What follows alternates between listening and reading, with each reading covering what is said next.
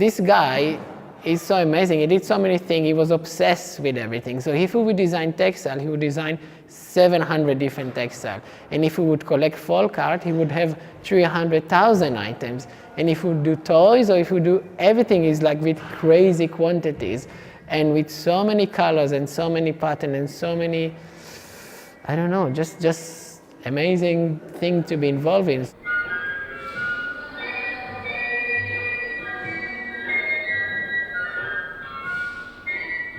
My earliest memory of my grandfather was sitting in his lap as he was in his favorite chair in the living room and him telling me riddles. And he loved wordplay and jokes, and it was just a great sense of humor and a very approachable person. Alexander Girard was a very cosmopolitan figure. He was born in New York, grew up in Florence, went to school in the north of London, studied architecture in London, then went on to New York to become an interior designer, moved on again to Michigan, where he became in contact with the design movement, became friends with the Eameses and with Eero Saarinen, and then made another decisive step in the early 50s when he moved on to Santa Fe, where he would spend the rest of his life. You know, in many ways, it was a way to not be distracted, to move a place where you could create your ideal studio and have it in context of your house and the whole thing, and create sort of your own design utopia where you could take on these projects. And he was, as Kori said previously, brilliant at finding people who would hire him to do these incredible dream jobs and give him full control, and he could really mastermind what would happen from there and not be distracted by things like press or tons of other contemporaries working within close proximity. And it was also very close to Latin America, for which he had a great love and admiration, and traveled frequently.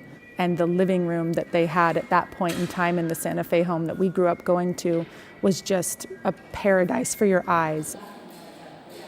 Attached to the home, there was a room which was called the Foundation, which was the processing and storage room for his many collections. And we were allowed sometimes to go into that room alone, and we would just open drawer after drawer, and just every drawer had a collection of either, sugar cubes or postcards or dolls or shells. I mean, candy really, wrappers. For him, what was very much his own approach, but fell into this description of modernism, he was unsatisfied with the idea of stripping it completely down. He felt that it wasn't about forgetting the past and removing the past, but it was about taking the best things of the past and incorporating them in your own interpretation in a modern way.